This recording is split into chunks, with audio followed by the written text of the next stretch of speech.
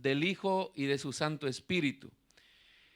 Este capítulo habla de los héroes de la fe y vamos a estar hablando de uno de ellos, Abraham. Dice la palabra: por la fe Abraham, siendo llamado, obedeció para salir al lugar que había de recibir como herencia y salió sin saber a dónde iba. Por la fe habitó como extranjero en la tierra prometida, como en tierra ajena, morando en tiendas con Isaac y Jacob, coherederos de la misma promesa. Y qué tremendo esto, ¿no? A veces nuestra familia nos impide, no es que mi familia, no es que mis hijos. Acá Abraham cargó con todas sus familias porque sabían que las promesas no son solo mías, son de mis hijos y son de los hijos de mis hijos. Así hacía la alabanza, porque así dice la Biblia. Entonces dice, como coherederos de la misma promesa, porque esperaba la ciudad que tiene fundamentos, cuyo arquitecto y constructor es Dios. Vea qué tremendo, por eso se llama el padre de la fe. Por la fe también la misma Sara, habla de su esposa, siendo estéril, recibió fuerzas para concebir y dio a luz aún fuera del tiempo de la edad, porque creyó que era fiel quien lo había prometido, por la cual también de uno, y ese ya casi muerto, salieron como las estrellas del cielo en multitud y como la arena innumerable que hasta la orilla del mar, que está a la orilla del mar. Conforme a la fe murieron todos estos sin haber recibido lo prometido, sino mirándolo de lejos, creyéndolo y saludándolo y confesando que eran extranjeros y peregrinos sobre la tierra. Porque los que esto dicen claramente dan a entender que buscan una patria. Pues si hubiesen estado pensando en aquello, en aquella de donde salieron, ciertamente tenían tiempo de volver, pero anhelaban una mejor, esto es celestial, por lo cual Dios no se avergüenza de llamarse Dios de ellos, porque les ha preparado una ciudad. Por lo cual Dios no se avergüenza. Este versículo, si lo puedes subrayar, es importante. Por lo cual Dios no se avergüenza de llamarse Dios de ellos, porque les ha preparado una ciudad. Pablo decía, no me avergüenzo del evangelio, porque es poder de Dios. Hoy en nuestros tiempos el evangelio podría avergonzarse de nosotros por nuestra manera de vivir o por nuestra manera de practicarlo. Dios también podría avergonzarse de nosotros. Tanto así que Jesús dijo que en el tiempo postrero, aquel que se haya avergonzado de él en la tierra, él también lo va a negar allá en el cielo. Tenemos un tremendo reto delante de Dios en los postreros tiempos cuando Él nos llame a su presencia. Oramos al Señor esta mañana. Padre, te damos gracias en el nombre de Jesús.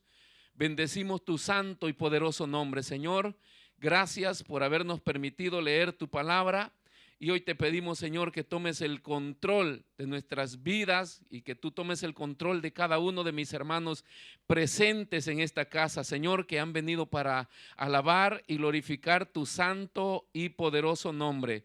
Te pedimos, Señor, que seas tú obrando y que seas tú bendiciendo, Señor, nuestras vidas. Que tu Espíritu Santo tome el control de este lugar y que tú nos puedas liberar, nos puedas sanar, nos puedas hablar a través de tu palabra. Te lo suplicamos en el nombre poderoso de Jesús. Gracias, Señor. Amén y amén. Puede sentarse, mis hermanos, esta mañana. Gracias a nuestro Señor que nos permite tener un lugar donde nosotros podemos reunirnos y alabar y glorificar su santo y poderoso nombre. Hay otras personas que de repente no lo tienen. Hay países comunistas que no permiten adorar a Dios. Ahorita tenemos un país musulmán en manifestación, creo que es Irán. Han asesinado a una joven por dejarse una mechita de pelo fuera del manto que ellos se cubren la cabeza. Lo andaban mal colocado y entonces la tomaron presa, la torturaron y la mataron.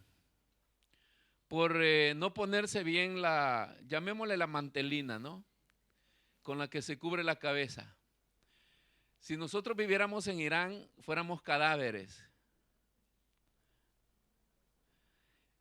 Sí, porque hay países donde sus leyes vienen respetadas, aunque estén equivocadas, pero ellos las hacen respetar. Y este es uno de los grandes problemas de la teocracia. La teocracia es el gobierno de Dios y los hombres, pero humanamente conocido como el gobierno eclesiástico, el gobierno cristiano. El gobierno teocrático es el gobierno cristiano, o sea, en el tiempo de Israel, antes que existiera la monarquía, que ya existía en otras naciones, la monarquía, existía la teocracia. Y la teocracia pues era Dios guiando a su pueblo, pero a través de sus ministros, que en aquel tiempo pues eran sus sacerdotes y también sus profetas. Pero la teocracia es una espada de doble filo. Y hoy mismo la iglesia todavía creemos en la teocracia de Dios en las iglesias. Pero es una espada de doble filo. ¿Por qué? Porque si es Dios guiando a su pueblo a través de sus ministros, hay que ver si sus ministros están aptos para ser voceros de Dios. O hoy vivimos en el tiempo donde el hombre dice, el Señor dice, o el Espíritu dice, y hay que ver si es verdad, si el Espíritu le dijo o Dios lo dijo. Porque si no es verdad, puede estar también aprovechándose de la teocracia de Dios para poder manipular a la nación. Y a Israel le pasó por muchos años esta situación. Entonces, recuérdense que aún en los modelos religiosos del mundo hay un mensaje para la iglesia. Siendo que la iglesia está compuesta por hombres y mujeres que fuimos tomados del mundo gracias a la misericordia del Señor y nos cambió nuestra naturaleza pecaminosa y hemos sido llamados a practicar un estilo de vida diferente al mundo. El propósito de Dios con el llamamiento de la iglesia es que nosotros seamos guía al mundo en toda nuestra manera de vivir. No solamente en llevar un mensaje, porque dice Pablo que no son justos los que oyen la ley, sino los que practican la ley.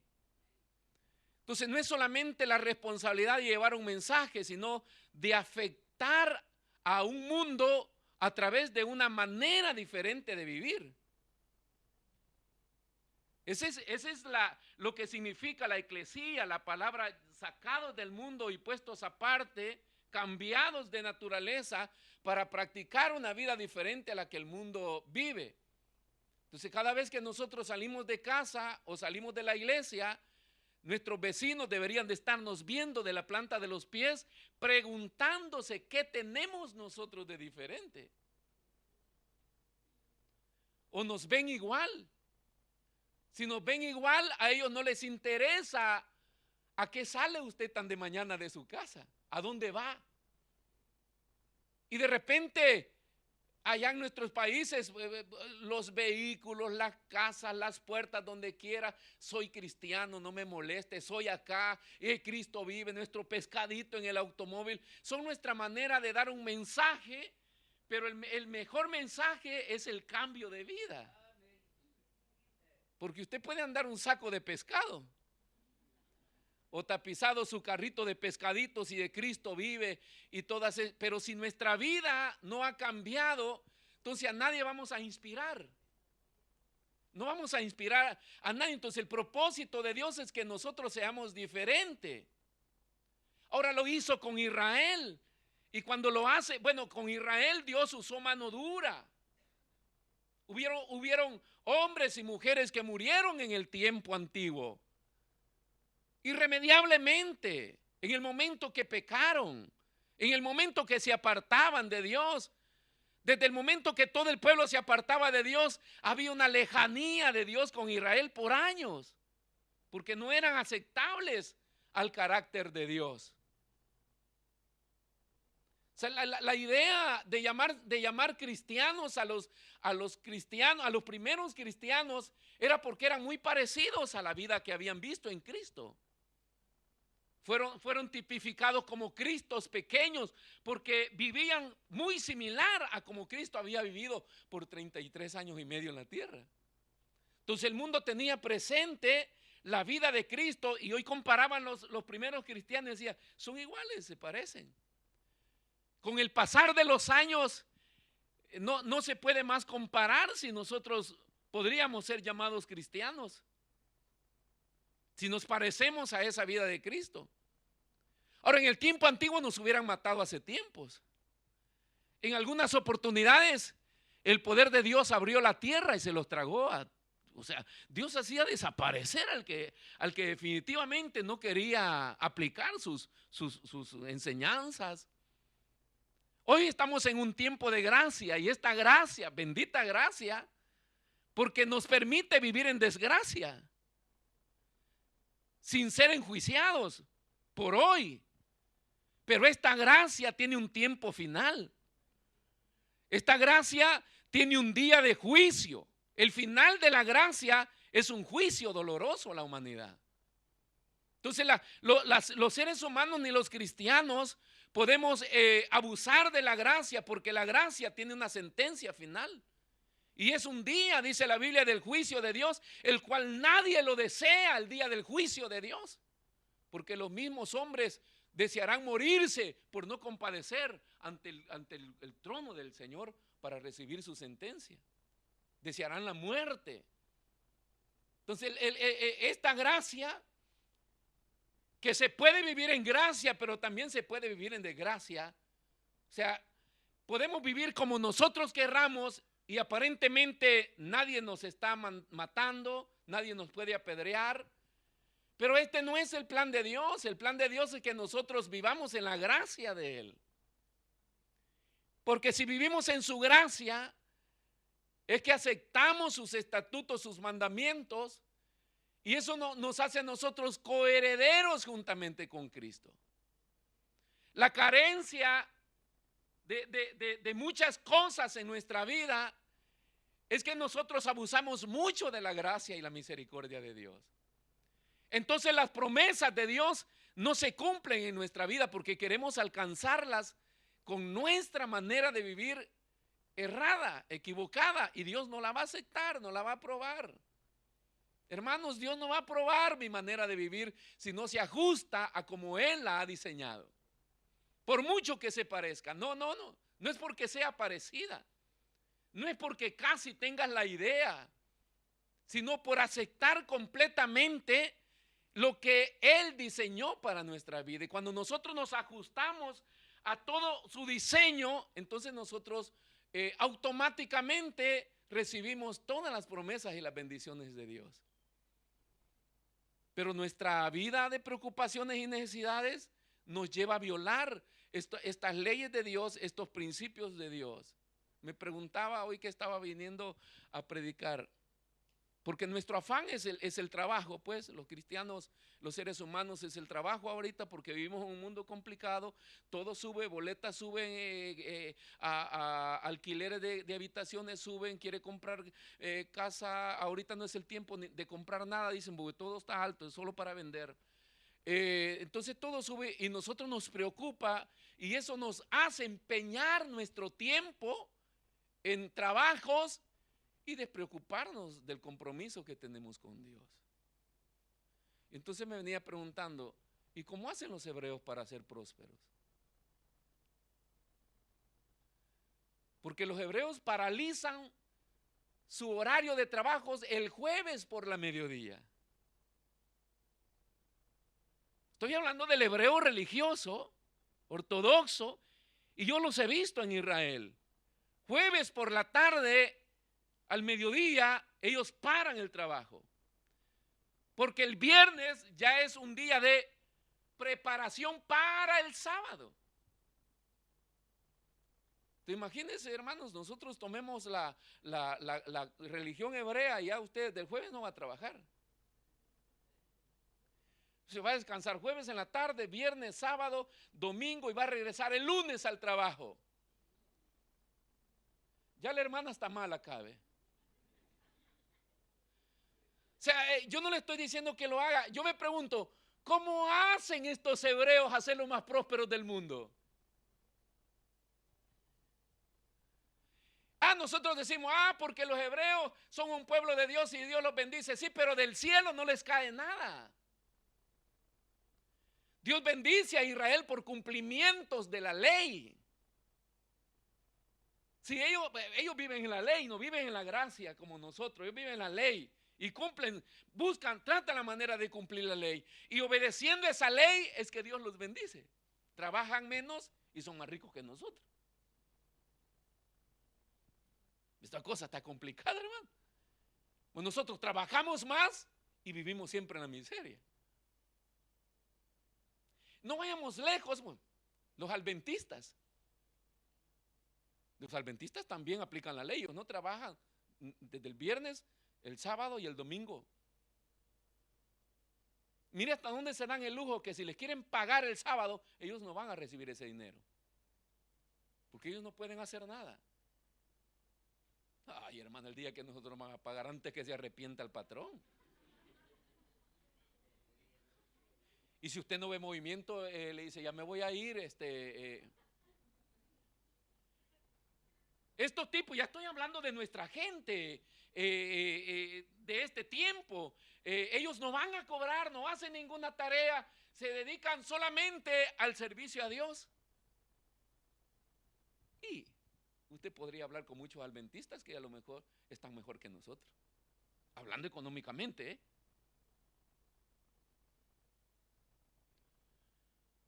Ahora, ¿por qué es que no nos va bien?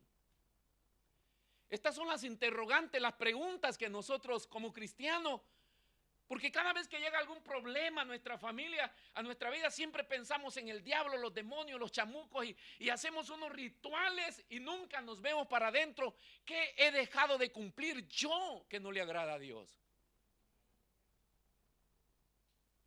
O sea, todo lo que el diablo pueda hacer en mi vida y en su vida tiene que ver con puertas y ventanas abiertas a él, que le permiten accionar, porque él no tiene acceso a los hijos de Dios, si el Padre no lo permite.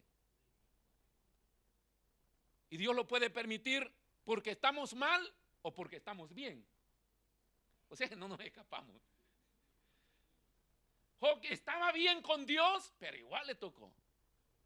Otros han estado mal con Dios y igual le tocó. Entonces, Dios puede aprobar que el enemigo nos toque por estar bien o por estar mal, pero siempre viene aprobado por Dios. Entonces, partamos desde acá.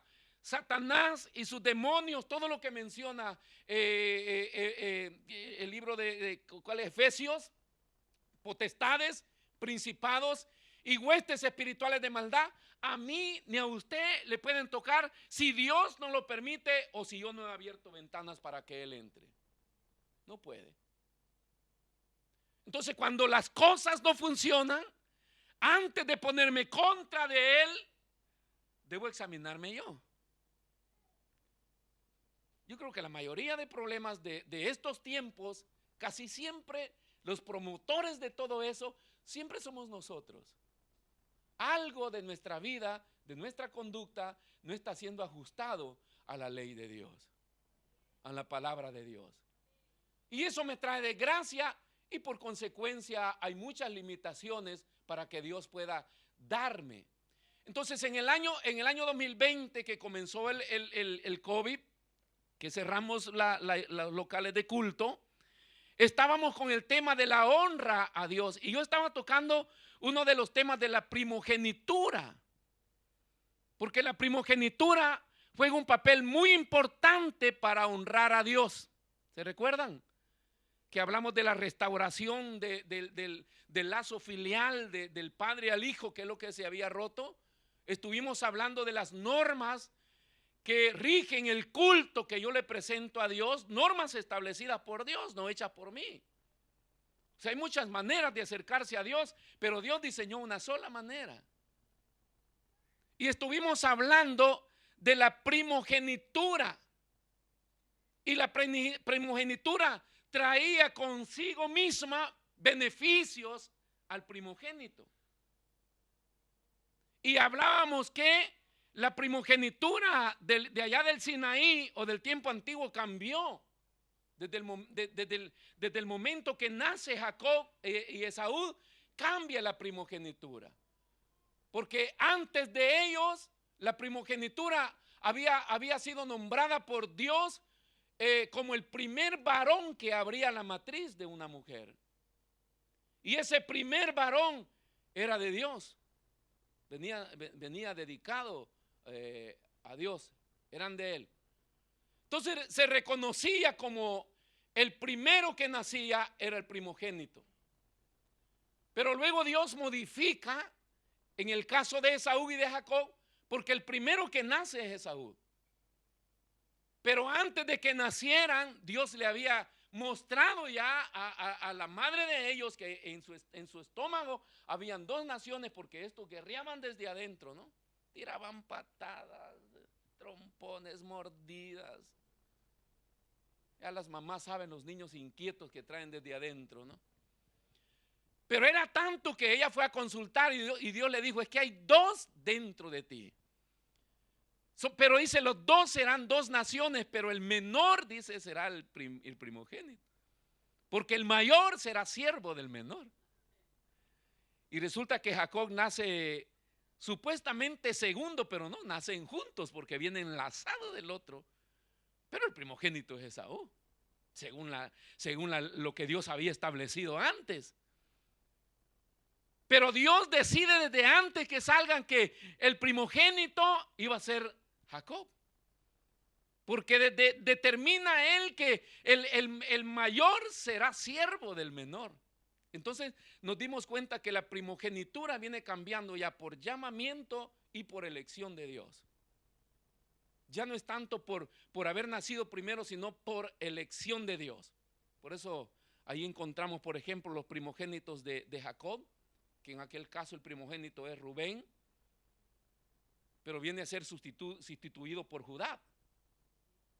Porque hay un papel importante, hay un capítulo inserido en la historia de José que aparece así de la nada, cuando José pide que le traigan al menor, al hermano menor que lo quiere ver, y ellos por miedo, Judá se pone de garante, y Judá viene a ser tipo de Cristo, porque viene a ser mediador. Le dice a su hermano José, mi vida por la vida de mi hermano.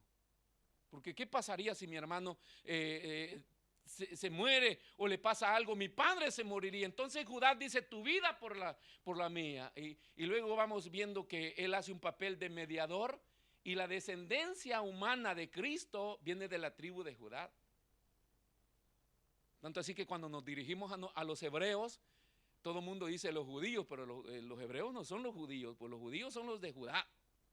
Ellos son hebreos, porque dependen de varias tribus.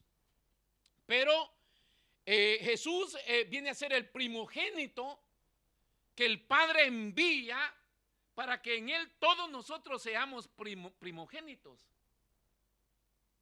Por eso es que nos conviene estar en Cristo, ser hallados en Cristo.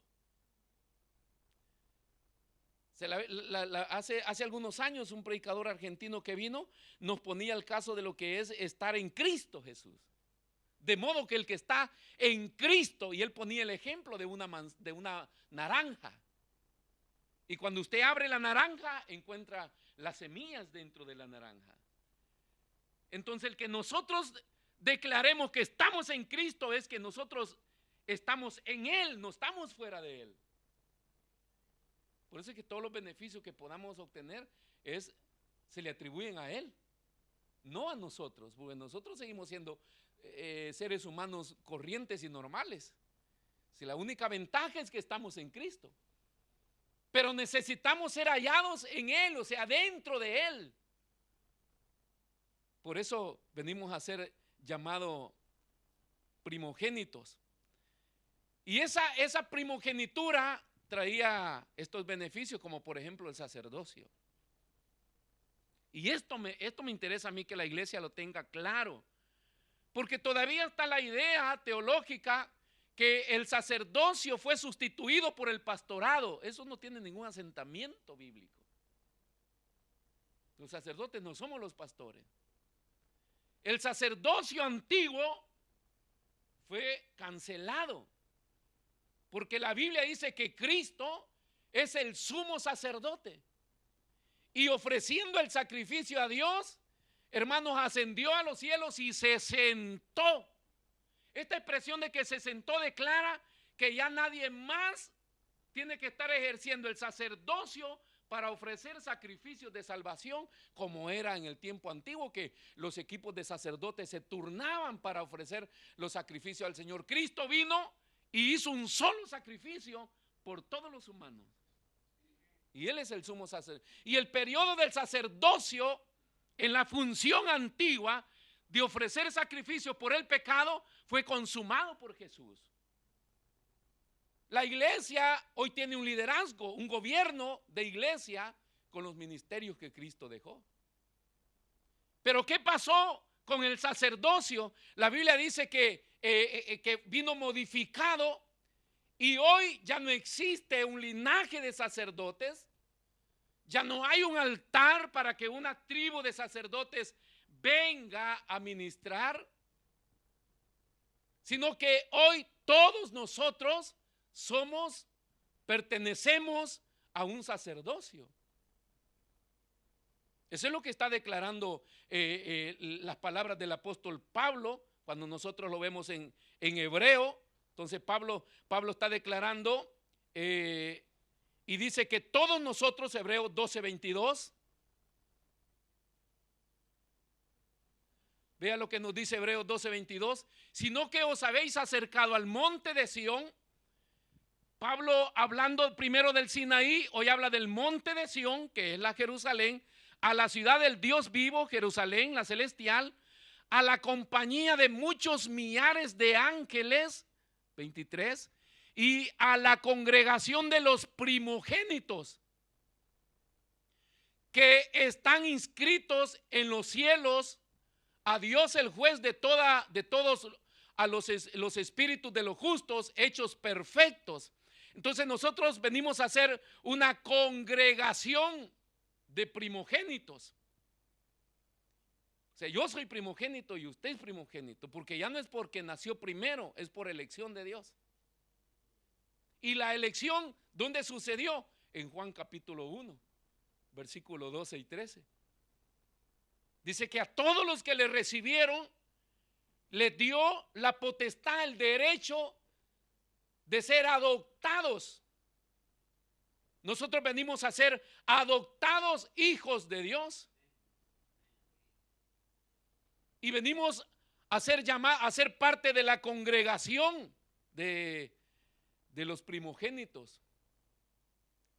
Y no solamente, entonces todos nosotros somos sacerdotes. Yo soy sacerdote, Isaac es sacerdote, Óscar es sacerdote, Rolán es sacerdotisa, todas las hermanas son sacerdotisas. ¿Y dónde ministramos, pastor? En el área que le toque ministrar, comenzando por su vida misma. Porque el sacerdote tenía otra función. Si es sacerdote, su vida debería estar dedicada a Dios. Entonces, cuando nosotros venimos hechos primogénitos, me convierto en sacerdote, pero mi vida tiene que estar dedicada a Dios. Esa es la primera parte espiritual. ¿Por qué? Porque Esaú viene llamado profano. Porque despreció, profanó lo que Dios había establecido. Pero luego está la otra parte, porque el primogénito tiene derecho a la doble herencia. De eso sí nos gusta a nosotros. Entonces está la parte espiritual, que es responsabilidad. Por eso es que los seres humanos, y cuando nos convertimos en padres, los padres tienen dos funciones con sus hijos, porque tienen que cuidar su parte moral y su parte espiritual. La parte moral tiene que ver con el buen comportamiento ante la sociedad, pero su parte espiritual tiene que ver con su relación con Dios. O sea, los padres que descuidan la parte espiritual de sus hijos, ¿a quién le va a echar la culpa a usted si su hijo se pierde? Si usted es el sacerdote de esa familia o sacerdotisa, para poder ministrar a ese niño, a lo espiritual y también a lo social. Y luego está la doble herencia. Ese es el derecho de la herencia. El primogénito es el que tenía el derecho o a toda la herencia o al doble de la herencia. La herencia, hermanos, todas las bendiciones de Dios. Dice que con Cristo somos juntamente coherederos de todo lo que Cristo ganó en la cruz del Calvario. Nosotros somos coherederos de todas esas bendiciones de Dios. Entonces, ¿por qué viene llamado profano Esaú? Porque vendió su primogenitura. Y hoy hay millares y millares de cristianos negociando con su primogenitura. Eso no es una historia, hermanos, que quedó allá en la antigüedad. Eso viene y está plantado hoy en la iglesia. Y hoy es espiritual. Hay millares y millares de cristianos negociando su primogenitura. Y la primogenitura se vende por deseos apetitosos humanos. Había escasez, no había casado y él tenía hambre. Y cuando nos da hambre, nosotros podemos hacer lo que sea, esté a nuestro alcance. Se sabe que una de las cosas por las que el cristiano toma su maleta, se desvía y se aparta de la iglesia y se va, es porque va en busca de poder suplir sus necesidades. Usted puede estar muy fiel a Dios, pero cuando se quedó sin empleo, usted deja tirado liderazgo, servicio y todo y se va. ¿Y qué pasó, hermano? Ay, que me salió un trabajo fijo, dice. ¿Y por qué agarra eso fijo si usted tiene un compromiso con Dios? Ay, ¿quién me va a suplir mis necesidades? La gente se aparta de Dios por ir en busca de su necesidad. Hay un apetito interno de saciar lo que para nosotros es imprescindible, es necesario. Y yo tengo que hacer de todo para conseguirlo, pero menos esperar en Dios. Y eso puede ser necesidades económicas, físicas, sexuales, que es lo que más se está dando en estos tiempos. Todo lo que el hombre humanamente necesita y se despierta y nuestra entrega y nuestra búsqueda de una vida no ajustada a Dios tiene que ver porque acá adentro están nuestros deseos de querer conseguir. Y cuando nosotros nos rendimos, eso es lo que significa el platito de lentejas, bien cocinado. Porque las lentejas no son tan buenas. Tanto así que es uno de los platos de menos valor en cualquier parte del mundo, porque no. Yo acá descubrí que los hermanos sudamericanos comían la lenteja, allá en El Salvador. Ni las conocíamos. Algunos menestrones de lenteja rellena, hermano. Ese es el plato de menos valor. Pero había sido preparado ya maquinando una trampa de modo que gustara. Y Satanás es especialista en preparar banquetes. Por eso se dice que no hay pecado feo. Ningún creyente cae por un pecado feo, sino por algo que fue atractivo. Porque Satanás lo presenta de esa manera atractiva. Pero detrás de eso, él tiene un fin. Robarnos el derecho de la primogenitura. Cada vez que nosotros nos sentimos mal espiritualmente y estamos perdiendo el deseo de ministrar, si usted es líder, si es un servidor de la iglesia, todo lo que tiene que ver con un servicio espiritual, mis hermanos, está siempre basado en que su primogenitura o ya no está o usted la está negociando. Porque durante usted siente la primogenitura en su vida, usted se siente un líder al servicio de Dios. Y usted quiere predicar, y usted quiere enseñar, y usted quiere servirle a Dios. Pero cuando negoció, lo primero que hacemos, pastor, quiero dejar mi cargo. Porque espiritualmente ya no me siento en grado de hacerlo, por A o B motivo. Cuando se pierde la primogenitura, automáticamente se va perdiendo el derecho y el deseo a estar parados ministrando. Y lo perdimos por simples cosas perecederas. Pero es tan grave negociar la primogenitura si fue comprada por el Señor, porque el primer primogénito fue Adán en esta tierra. Pero vino Satanás y lo engañó y perdió la primogenitura. Pero luego Dios el Padre promete otro primogénito y aparece Jesús. Lo envió desde el cielo y Satanás, el mismo Satanás, le prepara otro plato de lentejas a Jesús. Y Jesús no fue movido. Y pagó el precio. Ahora, hermanos, no hay valor.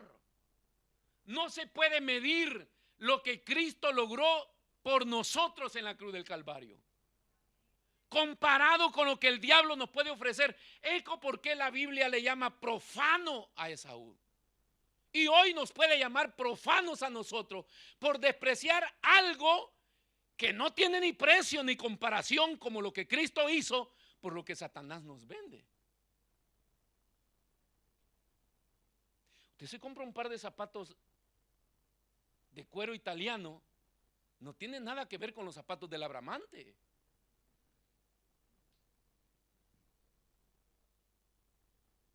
Yo donde quiera que voy ando buscando mis cinchos de cuero italiano, cuero vero. A mí no me salga con esas correinas de esas cosas que cuando usted le hace, se lo mete acá, se le hace un gran hueco así, pura plastilina eso. Entonces hay cosas real. Pero eso cuesta más. Es que eso es real. Eso es duradero.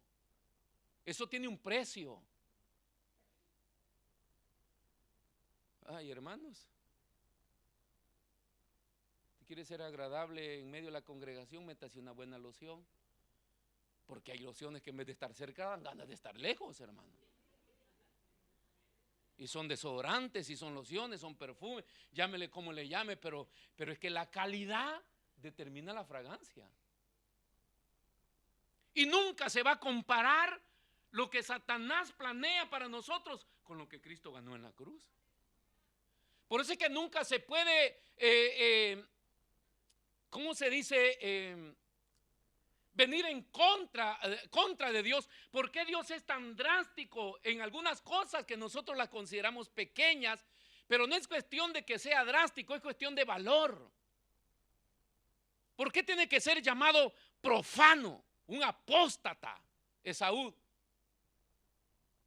Porque desprecia la primogenitura que tiene un tremendo valor inmensurable. Si nosotros mismos decimos, ¿cómo no tenemos dinero como pagar lo que Cristo hizo en la cruz del Calvario? Y si no tenemos, si reconocemos que lo que Cristo hizo en la cruz para salvarnos, ¿por qué entregamos nuestra vida así vanamente y nos apartamos de Dios y nos rendimos? Si lo del diablo hoy te dura y mañana, como ese oro que usted compró en la calle y después se le hizo amarillo, no solo el oro sino hasta el cuello. Porque no todo lo que brilla es oro.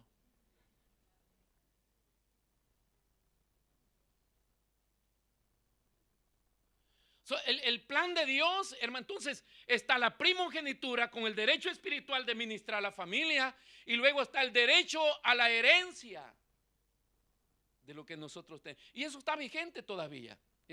Es algo, la doble herencia es lo que tiene vigente el Señor. Dice el Salmo 37:11, pero los mansos heredarán la tierra y se deleitarán por la abundancia de paz. Los mansos, los justos, los que se ajustan a los planes de Dios, los herederos. O sea, según la Biblia, todos los salvos son primogénitos. Si vamos a ser salvos es porque somos primogénitos en Cristo Jesús. Somos herederos. Y no estamos hablando de bienes materiales, estamos hablando de una herencia eterna. Algunos creen que el mundo será, el planeta Tierra será modificado por Dios porque acá será destruido y hecho nuevo. Y luego la iglesia, los salvos, vienen a reinar con Cristo por una eternidad. Bueno, Juan dice que vio cielo nuevo y tierra nueva. Esa es una de las promesas que tenemos nosotros como primogénitos de Dios, como derecho a la herencia que Jesús ganó por nosotros. Vamos a entrar en una tierra nueva, sin celular, sin computer, sin vehículos. ¿Cómo será esa tierra, hermanos? ¿Cuántos quieren ir a esa tierra nueva sin celular? Nadie.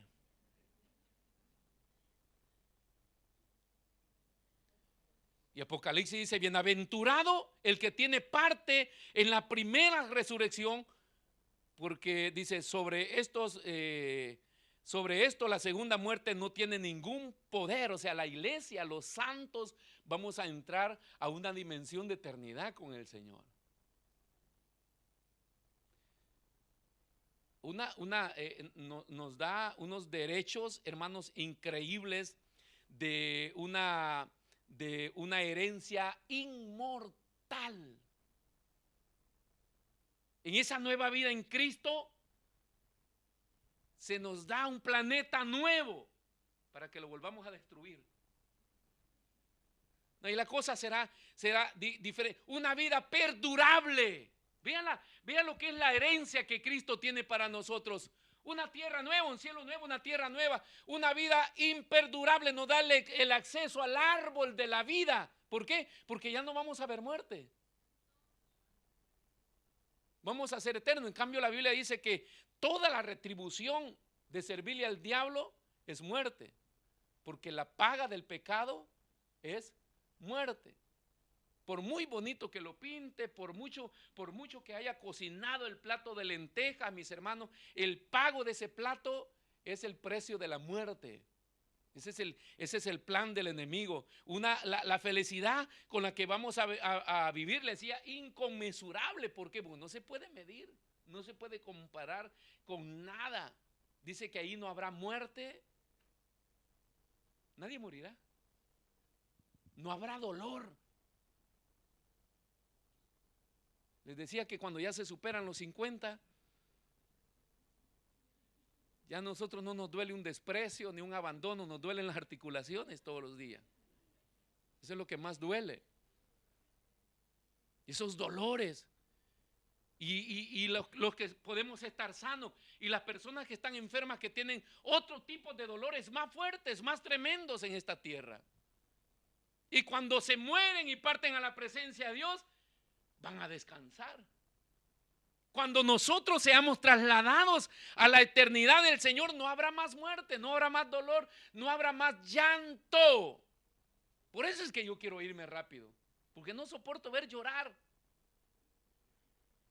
Si la gente que llora por una media cosa, a mí me dan ganas de pegarle para que llore de verdad, que tenga motivo el por qué llorar. A veces cuando entran a mi oficina y van llorando, ya, deje de llorar y hablemos tranquilo. Y allá en esta herencia no va, yo no sé, vaya practicando ya, hermano y hermanas. Me dijo mi padre: no crea en patojera de perro ni en llanto de mujer. Hay una clase de mujeres que manipulan con los llantos, y eso se le llama lágrimas de cocodrilo. Cocodrilo nunca llora, pero tiene lágrimas. Y el perro cojea, pero usted le saca carrera y pone las 4 y se va rápido. Entonces no es creíble. Entonces, pero no habrá llanto, no habrá dolor, no habrá tristeza. Esta angustia fea que nos agarra eso es terrible, hermano. Y hay gente que pasa solo triste, de tristeza en tristeza. Pues tendrán sus razones, pero esta herencia que nos da el Señor, allá se paraliza todo. Por eso es una felicidad que no se puede medir. Ahora, todo lo que el diablo ofrece en este mundo, todo es una alegría efímera, momentánea, pasajera. El borracho sale contento, toma su sueldo, se va a emborrachar. El siguiente día está con la chuchaca esa, hermanos, la goma, como le llame, y sin plata. Y con la esposa que le pega porque no llevó el dinero. Y con enemigos afuera porque en su borrachera no sabe ni lo que hizo. Imagínense todo el resultado de poder satisfacer una necesidad del alcohol. Lo mismo el de la droga. Desesperado puede asesinar a cualquiera por robar dinero y ir a comprarse una dosis de alcohol. No hablemos de los del café también.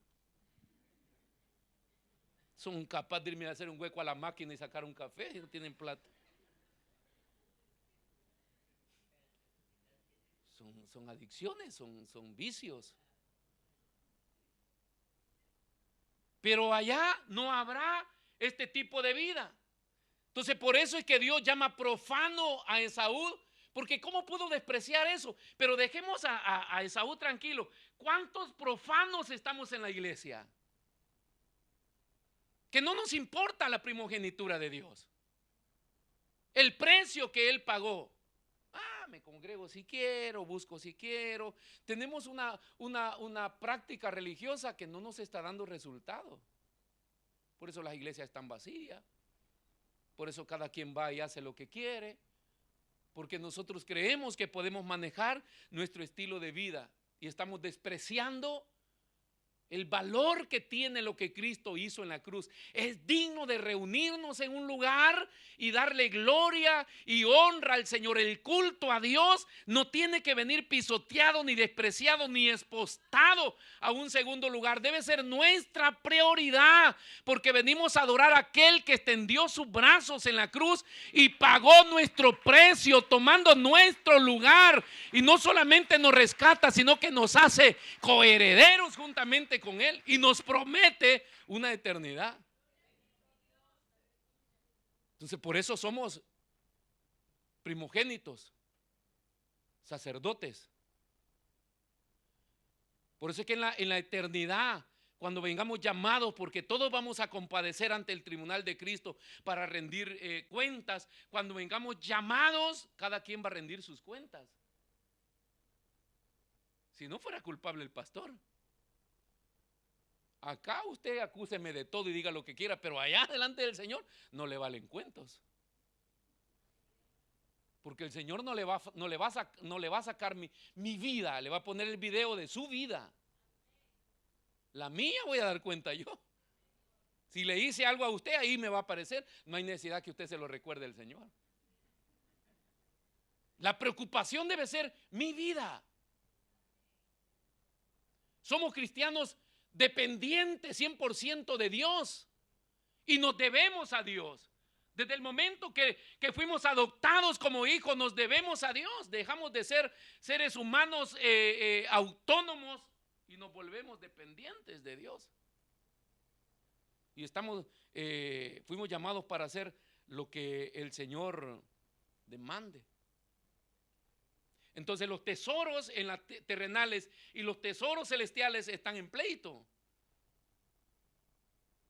Porque es lo que nos lleva a nosotros a apartarnos. Somos sacerdotes, somos herederos. Y cuando hablamos de la herencia eterna, no solamente de eso, porque Jesús dijo que aquellos que lo hayan dejado todo por seguirlo a Él, tendrán su recompensa en este siglo y en el siglo venidero. Entonces no solamente se alegre por las bendiciones de este siglo. Alégrese por las bendiciones, o preocupémonos más por las bendiciones del siglo venidero, que es la eternidad. Y siempre sigue en guerra, le decía, lo que es el tesoro terrenal y el tesoro espiritual. Entonces este inmenso sacrificio de Cristo fue hecho para rescatar al hombre caído y exaltarlo a su propia diestra. Eso es lo que Jesús hizo. sea, dice que lo más vil del mundo escogió el Señor. Hoy mismo nosotros estamos sentados en lugares celestiales juntamente con Cristo Jesús. O sea, recogió toda la ripiada el Señor. Los de allá de la periferia.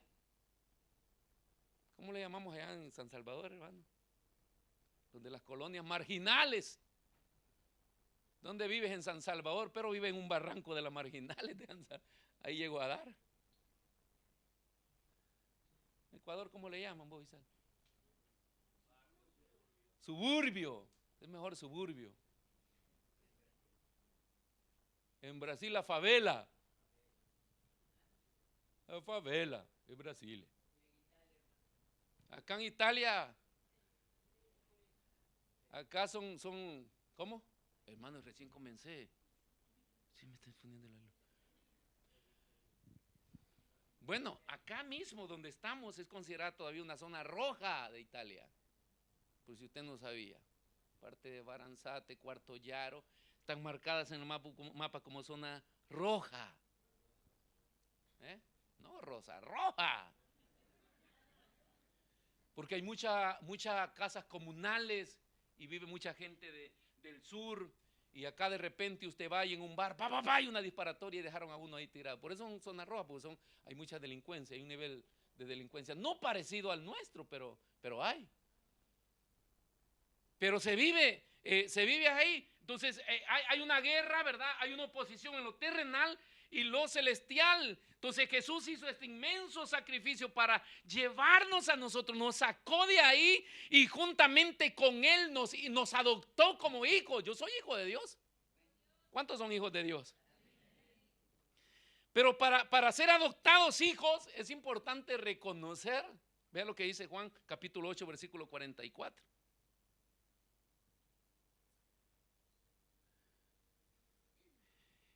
¿Qué dice? ¿Qué dice, hermano? Ayúdeme. O sea, Jesús tiene un diálogo con unos contemporáneos que lo estaban acusando y lo seguían y cuestionando. Pero Jesús le dice, vosotros sois de vuestro, porque ellos alegaban ser hijos de Abraham. Pero querían matar a Jesús sin causa.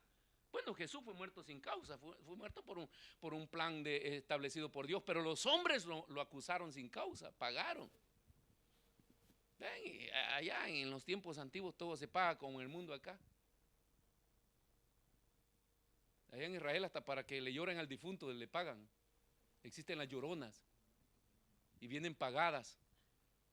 Pues cuando Jesús va a resucitar a Lázaro, dice, ¿dónde le pusiste? Vamos a buscarlo. Salen todos y dicen, vamos a llorar nosotros también con él. Pues le habían pagado para llorar. Una cultura de llorar. Los hermanos llorones ya ocuparon plaza ahí. Entonces acusaban al Señor sin causa y alegaban que ellos eran hijos de Abraham. En oposición a Jesús, a la doctrina de Jesús. Pero ellos alegaban que eran hijos de Abraham. Y el Señor les declara su naturaleza, porque todo aquel que quiere hacer lo malo, ¿cómo puede pretender ser hijo de Abraham? Si nuestra vida tiene cosas malas, es difícil pretender ser aceptado por el Señor que yo soy su hijo. Si tú tienes deseo de robar, deseo de golpear a alguien, deseo de criticar a alguien, hay que cuestionar tu naturaleza. Viene cuestionada nuestra declaración, nuestra profesión de ser cristianos. Entonces Jesús le dice a ellos, vosotros no sois hijos de Abraham, porque si fuerais hijos de Abraham no estuvieran pretendiendo matarme hoy. ¿Saben qué? Dice, vosotros sois de vuestro padre el diablo. Y los deseos de vuestro padre queréis hacer, porque él ha sido homicida desde el principio y no ha permanecido en la verdad. O sea, la carencia de permanecer en la verdad se manifiesta en los síntomas carnales de Gálatas capítulo 5. Gálatas capítulo 5 describe todo el elenco de las manifestaciones carnales en el ser cristiano. Y cuando esas cosas se manifiestan, es carencia de la verdad, de la palabra de Dios. Porque entre más me meto con los santos y con el Señor, yo más me voy a parecer al Señor y menos me voy a parecer al mundo. Entonces se manifiesta este deseo del padre de ellos, que el padre de ellos era Satanás, porque Satanás era llamado el homicida desde el principio. Esto es doloroso decirlo, pero toda persona que no tiene a Cristo en su corazón, la Biblia lo llama hijo del diablo. Y usted va a conversar con una cantidad de personas y ellos creen ser hijos de Dios. Y cuando se estudia la Biblia, se aprende que somos creación de Dios. Y que al ser el propio hijo de Dios fue Adán. Él lo creó, él lo hizo como hijo, pero a Adán se vendió. Y al venderse, se adquiere un nuevo papá. Y el nuevo papá de Satanás, de Adán, fue Satanás, porque Satanás le convenció y él siguió los dichos de Satanás. Hasta que nace Set, que comienzan los hombres a volverse a Dios. Y en el caso de nosotros, hasta San Juan capítulo 1 versículo 12, que Cristo viene, el primogénito del cielo viene y dice que nos adopta como sus hijos y nos da su naturaleza santa apegada a la verdad. La santidad de Dios solamente puede ser reflejada por la práctica de la verdad de Dios. Si hay carencia de verdad, no somos de Dios, somos del otro. Esos deseos malvados que se vienen a veces, todo tiene que ver con una naturaleza del padre antiguo que nosotros teníamos. Pero primero hay que reconocer que teníamos otro papá y que fuimos adoptados por Cristo como sus hijos. Él nos adoptó. Romanos capítulo 8 versículo 15. Entonces, reconociendo que éramos hijos de otro padre y que Cristo nos ha adoptado como sus hijos, pues no habéis recibido el espíritu de esclavitud para estar otra vez en temor, sino que habéis recibido el espíritu de adopción por el cual clamamos. ¿Cómo? Papito. Papito. Ayer mismo Chamba ministraba de nuevo. ¿Cómo un cristiano puede comenzar a cultivar este vocabulario de papá si nunca tuvo papá o si nunca respetó a sus padres? Y en Cristo adoptamos un espíritu de Cristo, el cual nos hace siempre llamar Abba Padre por el Espíritu de Dios. Entonces, la adopción nos da una nueva identidad con el Espíritu de Dios y ya nosotros ya solamente podemos decir Abba Padre. Abba Padre, que significa yo haré lo que mi papá dice, lo que mi papito dice. ¿Qué hijos tan obedientes, hermano? Hoy por cultura es difícil encontrar hijos obedientes. En el tiempo antiguo habían hijos más obedientes, pero hoy en Cristo nosotros podemos ser obedientes. Y cada vez que mi espíritu, en vez de decir Abba Padre, digo este desgraciado, eso ya no, estoy hasta fuera del espíritu de Dios. En nosotros debe operar el espíritu del Señor para que por el cual nosotros fuimos adoptados. Y ese espíritu de Dios nos separa del mundo. ¿Por qué? Porque el mundo tiene un espíritu, tiene el espíritu del padre de ellos. ¿Se entiende, hermano? El mundo tiene el espíritu del padre de ellos. La iglesia tiene el espíritu del Padre nuestro. O sea, hay dos espíritus, hay dos papás. Nada más que aquel del mundo fue mi papá anteriormente. Pero gracias a la misericordia, hoy tengo un nuevo papá. Y metió su espíritu en mí. Y este espíritu me obliga a hacer una separación del mundo. Y ahí vamos llegando para llegar a la porción que leímos. Porque la separación del mundo, qué compañerismo, dice Pablo escribiendo a los Corintios, 2 Corintios 6, 14, qué compañerismo tiene la justicia con la injusticia y la comunión con la luz y las tinieblas. No os unáis en yugo desigual con los incrédulos, porque qué compañerismo tiene la justicia con la injusticia. ¿Cuál es la necedad de nosotros pasar más tiempo en el mundo que sirviéndole a Dios? ¿Por qué los seres humanos, y no los seres humanos, por qué los cristianos nos cuesta dedicarnos a las cosas de Dios? Nos cuesta, de verdad. Podemos expostarlo de Dios, cambiar horarios, porque nos cuesta respetar lo que por naturaleza de Espíritu de Dios le corresponde a Dios. O sea, cada vez que usted no tenga deseos de hacer las cosas de Dios, recuérdese, soy sacerdote, soy sacerdote, soy sacerdote y fui llamado a ministrar lo de Dios. Y eso me da derecho a la herencia.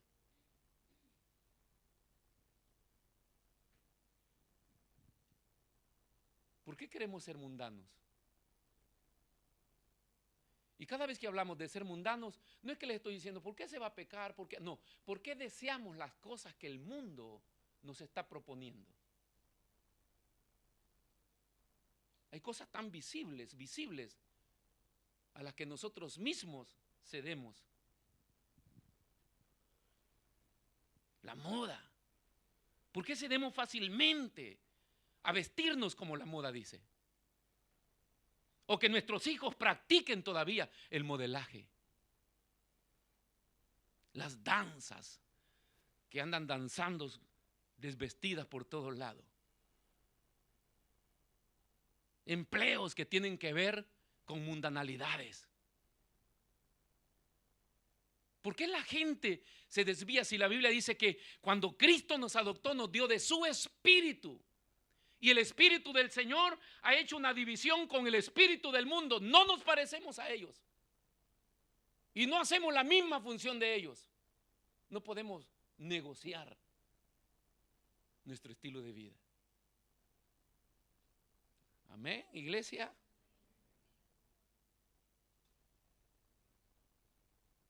¿Qué relación hay?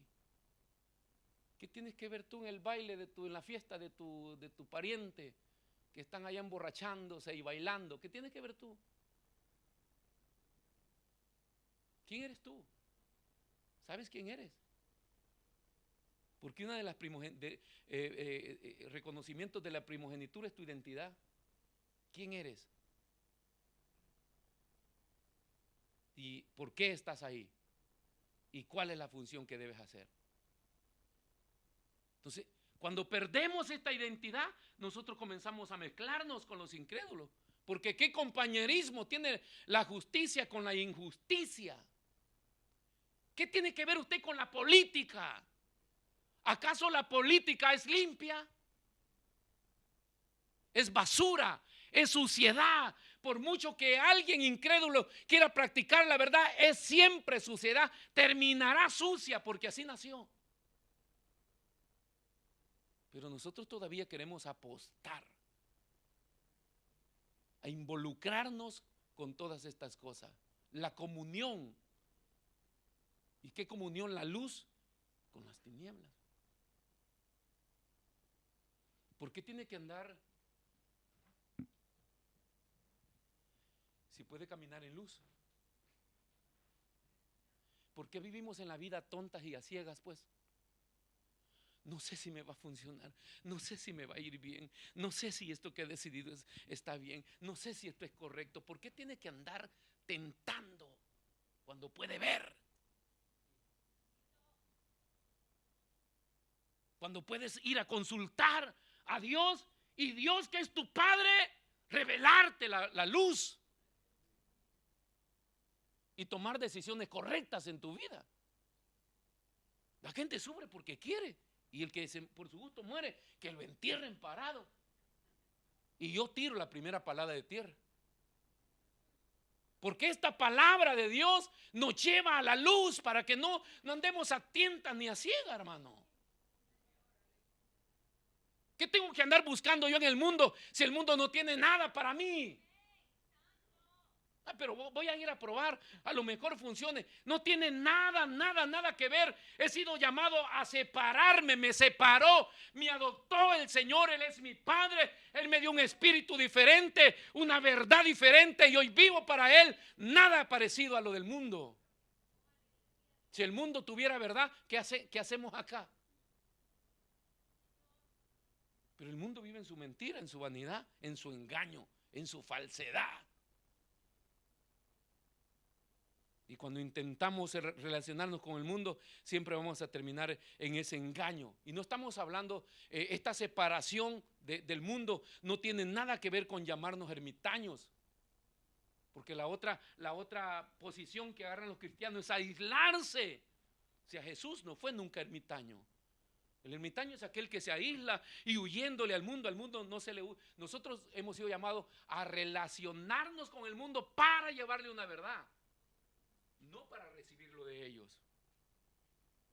Jesús se relacionaba con el mundo, se asociaba con personas con el objetivo de beneficiarlos. Cada vez que usted se relaciona con alguien que no es cristiano, la misión suya es implantarle el evangelio de Cristo a él y las bendiciones de Cristo que están pasando en usted. Tanto así que el principio del evangelismo es ese: ir a contarle a otro lo que está pasando en tu vida.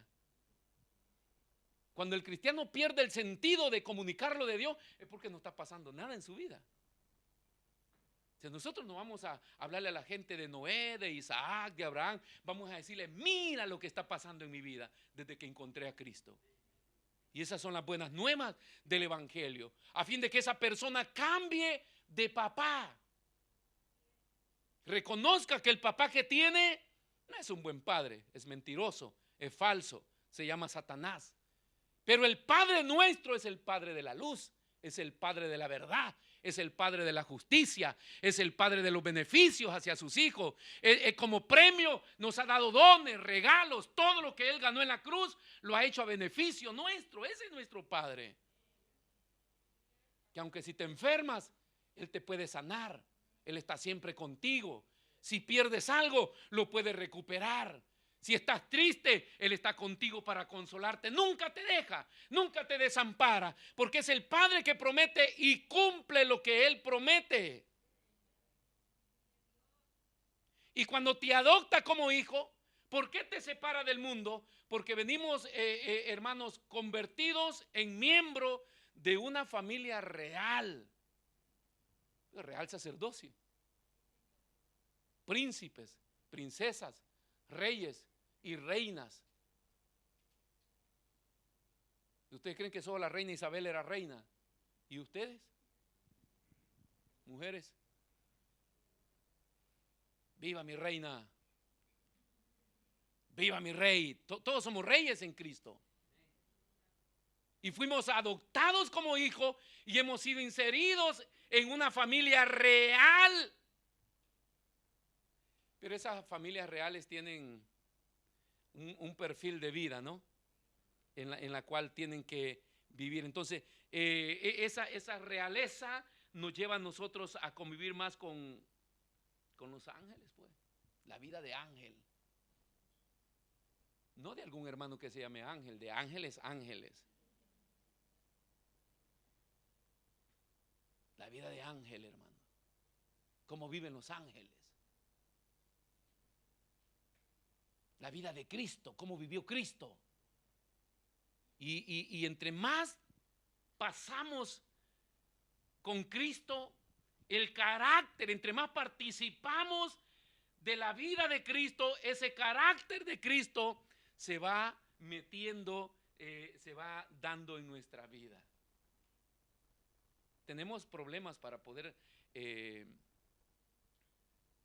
duplicar.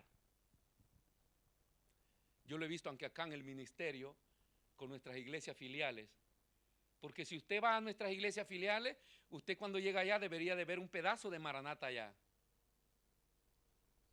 Pero a veces cuando va usted no ve un pedazo de Maranata. A veces ve como otra iglesia independiente y debería de ser un pedazo de Maranata, porque es filial. La idea es que de acá se agarró un pedazo y se implantó allá, pero lleva el mismo modelo. Esa es nuestra identidad. Cuando alguien de la filial dice: yo pertenezco a la iglesia Maranata, los demás deberían de verlo y dice: vamos a ver. Sí, te pareces mucho por tu chisme. No, por tu estilo de vida te pareces mucho. Yo he ido a esa iglesia y ahí practican esto, dicen esto y hacen esto. Dicen, es verdad, ustedes son de ellos. Pero si no hacemos lo que se hace acá, entonces no hay identidad. Entonces, entre más nos metemos con la vida de la iglesia, el carácter de Cristo se va metiendo, formando en nosotros, y nosotros vamos perdiendo la imagen de la vida antigua, del mundo, del otro padre. Se va quedando atrás y vamos agarrando el estilo de vida del nuevo padre que nosotros tenemos hoy. Y eso quiere decir que ya no estamos en acuerdo con el mundo, estamos en desacuerdo. Dice Juan capítulo 17, versículo 14, estamos para terminar. Yo les he dado tu palabra y el mundo los aborreció porque no son del mundo como tampoco yo soy del mundo. ¿Cómo tenemos que ser llamados la iglesia? Aborrecidos. Fíjense que yo fui y me aceptaron allá donde estaban estas familias, esto acá. Bueno, no se sienta tan alegre porque si lleva el mensaje de Cristo debemos ser aborrecidos. Las últimas noticias en los Estados Unidos están persiguiendo a los cristianos y los están metiendo a la cárcel, la policía, simple y sencillamente por predicar en las calles. Se cree que viene un cambio en el ámbito social y que puede ser parte de la persecución de la iglesia, los cristianos. Se cree que el nuevo rey de Inglaterra, que son anglicanos, y que él es el jefe superior de esa religión, el rey o la reina en aquel tiempo, y viene a ser él. Los anglicanos, ortodoxos, similares, Padre, el Hijo, el Espíritu Santo. Pero este rey cree en el yoga, en el islamismo, en el budismo. Y quiere cambiar para poder modificar esta apertura a estos tipos de religiones. Y como es el rey en toda Gran Bretaña, entonces sale un decreto y se cambia todo y vienen a impostar estas nuevas religiones y los cristianos quedamos desamparados sin ley en algunos países, y que como son potencias tienen acceso aunque acá, porque los mayas acá hacen lo que los demás hacen. Acá manda la OTAN, no manda el primer ministro de Italia, acá manda la OTAN y mandan los americanos. Entonces, si son de la OTAN, mandan los americanos, y cuando a aquel le duele el diente, al otro también le duele hasta la cabeza. Entonces, todas estas cosas va a traer, mis hermanos, una presión mundial a la iglesia, donde tenemos que de verdad verificar si somos o no somos. Allá en Asti todavía no me he dado cuenta, porque estuvieron en elección en estos días, pero el síndaco es homosexual. Y yo tuve la intención de ir a presentarme al síndaco, a decirle, ya estamos como iglesia acá, pero yo dije, voy a esperar las elecciones, porque a lo mejor se va, nadie lo quería, ¿no? Pero no sé si se fue. Pero si ha quedado, imagínense, yo tengo que ir a decirle, necesito un permiso para predicar en las plazas contra la homosexualidad.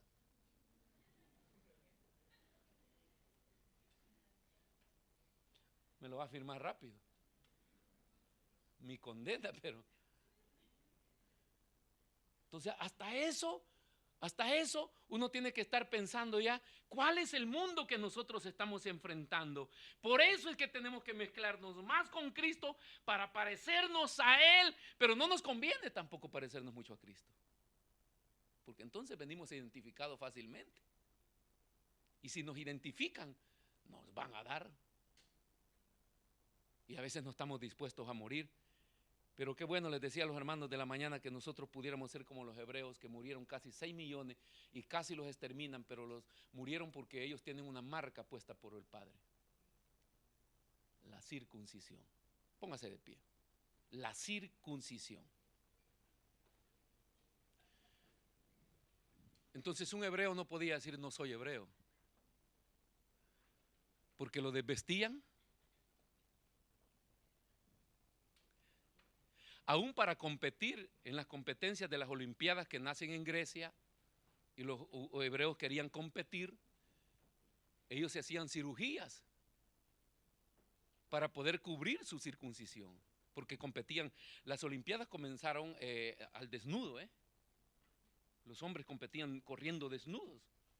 Entonces ellos se presentaban y tenían que hacerse grandes cirugías para cubrir su circuncisión, porque querían participar y no ser reconocidos. Porque la marca de que ellos le pertenecen a Dios es la circuncisión. Gracias a Dios que nosotros no la tenemos, dice usted. Pero esto se traslada al corazón, porque toda la sombra se hizo realidad en nuestra vida. La primogenitura, la circuncisión, que tiene que ver con la separación. Entonces la Biblia le llama al nuevo pueblo, pensando en la iglesia, dice, circuncidad vuestro corazón. Entonces ya no está la circuncisión de la parte íntima del hombre, sino que va a todos hombres y mujeres, circuncidad vuestro corazón. Entonces el corazón tiene membranas, y hay una membrana. Cuando nosotros nos vamos alejando de Dios, se va creando una membrana en el corazón. Estoy hablando del sentido espiritual, no voy a ir a tener un intervento y dice, búsqueme la membrana. Pero el corazón se va cubriendo con una membrana hasta que el corazón ¿cómo se llama? Se vuelve insensible, porque esta membrana es tan espesa, tan doble, que le cubre y pierde la sensibilidad a Dios. Como cuando una herida se cicatriza. ¿Cómo que dice la Biblia cuando se cicatriza? ¿Cómo? Cauterizar la conciencia. Entonces cuando se cauteriza el corazón por esta membrana, el hombre se vuelve insensible. Pero esto se hizo por cuestiones de una vida desenfrenada, que él no quiere apegarse a la verdad de Dios, sino que quiere vivir como el mundo vive. Entonces se hace esa membrana dura y usted le habla al hombre de Dios. Bueno, no vamos a ir a los mundanos. Si yo soy parte de un culto donde se está alabando a Dios y yo no siento ni el deseo de abrir mi boca para alabar, ay, hermanos, hay algo que no va en tu vida espiritual. Si acá todo el mundo está alegre, yo estoy a veces allá estudiando y digo, voy a agarrar ese cuerno y a sonar, porque los de alabanza estaban encendidos hoy. O sea, yo siento el gozo y el fuego de Dios en mi corazón y yo quiero ser parte. Pero si yo no siento eso, me estoy volviendo insensible, debe ser una preocupación. Si el congregarme, si el buscar de Dios, si mi servicio a Dios no me preocupan en mi vida, quiere decir que mi corazón se está cubriendo con esta membrana que me está volviendo insensible a lo de Dios. Entonces Dios demanda una cirugía que es la separación. Fuimos llamados para ser separados. Tanto así que la oración de Jesús por sus discípulos se compone así. Dice, yo los dejo en el mundo, pero no son del mundo. Así como tú me enviaste al mundo, yo los envío al mundo, pero ellos no son del mundo. Si el mundo me aborreció a mí, ellos también van a ser aborrecidos. Porque no somos del mundo. Las mundanalidades me vuelven a mí, me quitan mi marca de circuncidado. Una persona circuncidada es una persona devota. Yo recuerdo que cuando me convertí, era más cristiano que hoy. No, me sucede a todos. Y a veces llegaban a visitarme mis parientes y yo les decía, miren, ustedes ya saben que yo me convertí, Yo a las 1 tengo que irme a la iglesia. Aunque si el culto era a las 3, a la 1 yo debería estar en la iglesia. Fuera mi mamá, mi papá, mi primo, quien fuera, yo a esa hora, ok, con permiso, voy a prepararme y... Si ustedes gustan, quedan en casa y me esperan, yo regreso después del culto. No, dice, nos vamos a ir o te vamos a acompañar. Vamos, pero vámonos ya. Pero yo no era de las personas que decían, ay, vino mi familia, hoy no voy a ir a la iglesia porque debo atender. O sea, yo respeté mis valores cristianos y mi responsabilidad con Dios. No puse a Dios nunca en segundo lugar. Y eso hizo que Dios llevara un proceso conmigo muy acelerado. Porque cuando tú abrazas la luz de su verdad, Dios va a obrar en tu vida de una manera exagerada que otros se van a admirar. Como Dios lo hizo contigo, simple y sencillamente por lealtad y fidelidad. Porque cuando Dios encuentra en tu corazón lealtad y fidelidad, te va a llevar a lo máximo, te va a elevar a las posiciones que Él quiera. Pero tenemos una marca en el corazón, circuncisión. La circuncisión me tiene sujeto a Él, me obliga, me exige, me debo, me expongo a Dios, solo a Dios. Es mi deber. Debo estar ahí, debo hacerlo, debo ir, porque lo amo. Es que lo hago por amor, porque eso es lo que se basa la Biblia, todo por amor, porque lo que hace el Espíritu de Dios cuando te circuncidas es que te traslada los 10 mandamientos a tu corazón y los hace 2. 10 los toma y los hizo 2. 1, responsabilidad con la sociedad, ama a tu prójimo como a ti mismo. Y el primero, ama al Padre con todo tu corazón, con toda tu alma y con toda tu fuerza. Un cristiano circuncidado tiene estas 2 leyes en su corazón. Una responsabilidad con Dios que no la puede violar, no la puede romper, y se debe también al mundo de llevarle una vida diferente para que los otros puedan copiar tu estilo de vida, anhelar tu manera de vivir. Y esa es tu identidad. ¿Me van a matar por eso? No lo puedo quitar.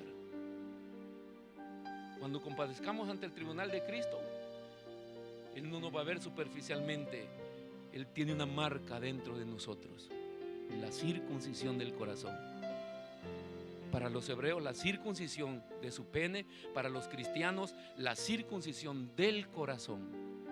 Corazones que aman a Dios porque han sido circuncidados. Es maravilloso nuestro Señor. Cierre sus ojos esta mañana y dele gracias por lo que Él hizo en la cruz, por el precio que Él pagó en esa cruz, por lo que nos dio